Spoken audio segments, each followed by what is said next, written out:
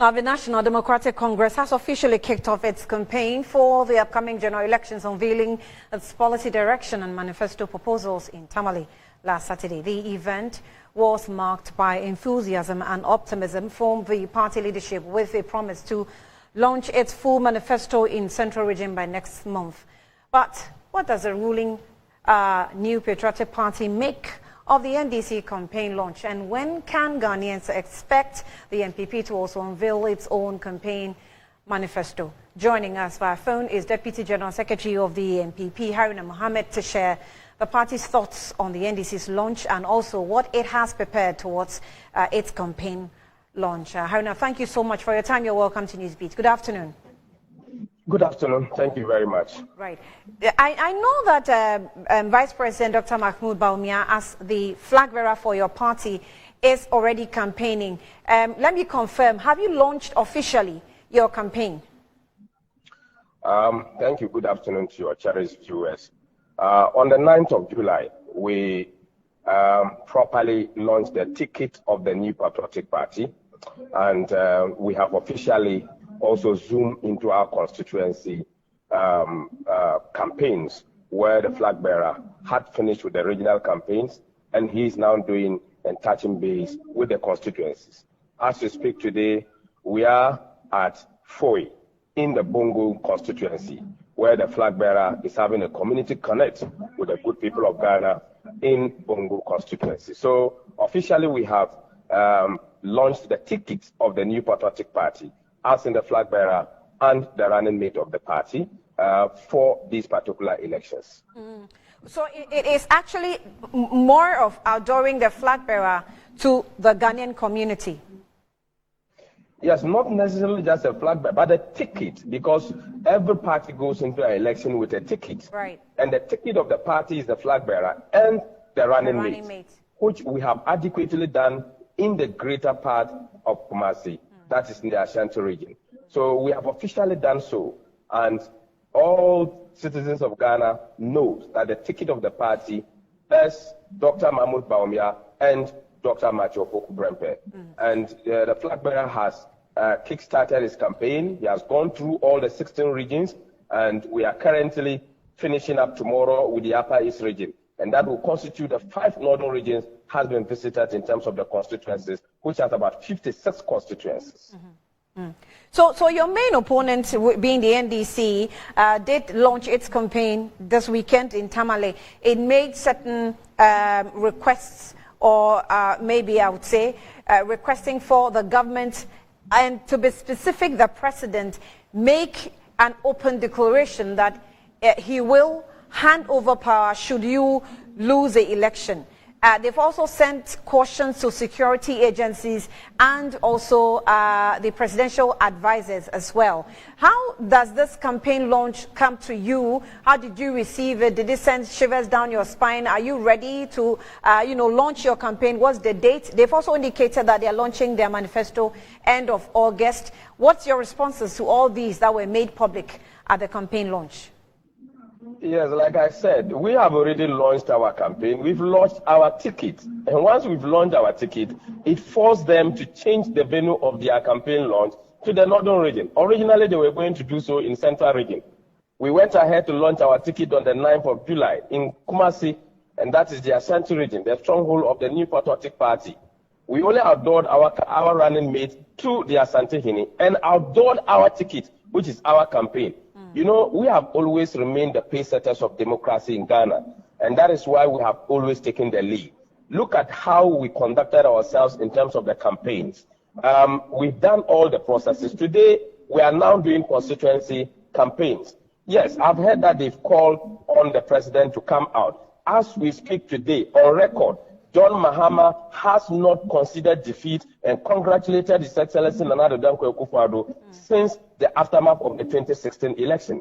He has not, up to today, officially, he has not considered defeat and he has not congratulated His Excellency the President. The President is a law-abiding citizen, he's a human rights lawyer, and he is very confident. And I am telling you on authority that the President would hand over power to anybody that has won this election. And probably the president is very certain in his mind and the vision of His Excellency the President and the trajectory on which the NPP is going, we are confident that Dr. Bawumia will be the next president of the Republic of Ghana, and that is why the president has never minced his words. We are very sure we are going to win this election. We have never staged a coup in this country. We are the only party that has respected the democratic credentials of our party since the beginning of the first, second, and third republic and fourth republic of this particular country. So the president has done nothing untoward. He has done nothing illegal. He has done nothing against the constitution. And I think that call that they are making, is a call that is enshrined in desperation. It's in a call that they look forward to create chaos in this country, and that has nothing to do with the call or the position of His Excellency the President of the Republic of Ghana. Right. Deputy General Secretary of the NPP, Haruna Mohammed, I'm grateful for your time this afternoon. Well, however the case may be, there will be a handover. As to who to be handed over to is a question to be answered in December. Flag bearer of the All People's Congress, Hassan Ayarga, Dr. Hassan Ayarga, has called for a constitutional instrument, that's a CI, to mandate that a sitting vice president must step down if he or she is elected to run for president, and a new vice president be appointed in his place. He explained a sitting vice president running for president compromises his or her position as vice president. He also added that the sitting vice president contesting for president has access to the resources of the state for his or her campaigns, which is not fair to other parties contesting in the same presidential race. We're joined on the phone by Hassan Ayarga himself to get more clarity on the score. Hassan, thank you so much for your time, Doctor, and you're welcome to Newsbeat. Good afternoon. Good afternoon to you, Annie, and good afternoon to your channel's viewers and listeners. How long has it taken you to come to this conclusion? I think that I've been talking about this issue for time now. And you remember the last election when I made revelation that the current president did not get the 50+1 of valid vote casted. But the EC argued that they did because the Constitution says valid vote casted, not votes casted. Right. So if you say 50+1 of valid vote casted, nobody got 50+1. But if you say 50% of votes counted, then he got 50+1. But they did not listen to it. Now, this other issue of, if you look at Article 68 of our Constitution, it is condition of office of president. 68(1). The president or vice president shall not, while he continues in office as president, A, hold any office of profit or emolument, whether private or public, whether directly or indirectly. Now, our vice president, Dr. Mahmoud Bawumia, is running for president. He's been elected as the flag bearer of the NPP. Today, he holds himself as flag bearer of NPP. So now he has a new portfolio. The current portfolio is Vice President of the Republic of Ghana, and his new portfolio is flag bearer of the NPP. It's a private office. It's a public office. He's now running as candidate Dr. Mahmoud Bawumia, not Vice President of the Republic of Ghana. So my concern is that, per our Constitution, if he's to hold himself as candidate Mahmoud Bawumia of the NPP, then he must step down as Vice President of the Republic of Ghana. Because the Constitution does not allow him to hold two portfolios at the same time. But the Constitution says conditions of office of president. It was not specific to office of vice president. The office of president and vice president are same. How? Because they're all doing the same work. The president, when he's not there, the vice presidents take over. The same condition. When you go to Article 60, it spells out that whatever condition of 69 is same applies to the vice president. Are you with me? I'm with you. So for me, If the vice president is using the state resources to campaign as flag bearer of the NPP, using state machinery, if he's going anywhere today as running as candidate Baumia, he goes there fully funded. I mean, I clearly I appreciate where you're coming from, which sometimes when we even do analysis of state resources being abused, we are conflicted in the point you're raising. However, these two personalities are sworn into office on different grounds. President is sworn in with a different oath, so is the vice president. If the president commits any illegality and he has to be removed from office, it is only the president that will be liable to that kind of punishment and not the vice president. And so you may want to draw your argument not necessarily based on what the Constitution is clearly spelling out, being specific to the president.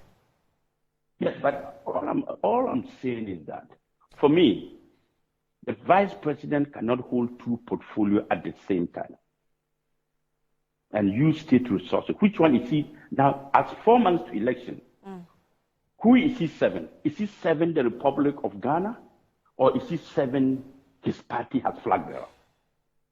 Because right now the vice president is not in the office, working as the vice president of the Republic of Ghana. He's out there campaigning, using the resources of the taxpayers' money to campaign to become the next president. So for me, if the vice president wants to run, there should be a constitutional instrument to ban him from running, while still holding the office as vice president, so that he can have time, his own resources, to run as candidate Baumia. We are all using our money. If I go to the chief of Baku or the chief of Nalerugu and donate 100,000 Ghana cedis to him, that money comes from my pocket. If the vice president goes there to donate 100,000, it's coming from the coffers of our state. The vice president fuels his car and goes there. It's from the state. When I fuel my car and get there, it's from my pocket. This is unfair. Yeah. We cannot allow them to use state resources, and then we don't have level field play on this campaign. Because for me, there's no fairness and integrity in the electoral process. One cannot be using state resources while the others are running using their own resources, and you expect us to agree and sit down and watch and say because he's vice president of the Republic of Ghana, he's entitled to use our resources to run campaign. All right. That is why I'm saying he should resign. Let's have a constitutional mandate, CR, that allows sitting vice president not to run as president whilst in office, but to resign if he wants to take a new portfolio, resign and take that portfolio and run as president. Nobody is stopping him from doing that. Right. But we cannot allow him to be using state fund resources, abuse his power and incumbency, and want to take over Ghana. It's not allowed. In going forward, we need to make some constitutional reforms to see all these things that I'm talking about. It cannot be allowed to continue because it's clearly abuse of government resources and power. Right. Dr. Hassan Ayariga is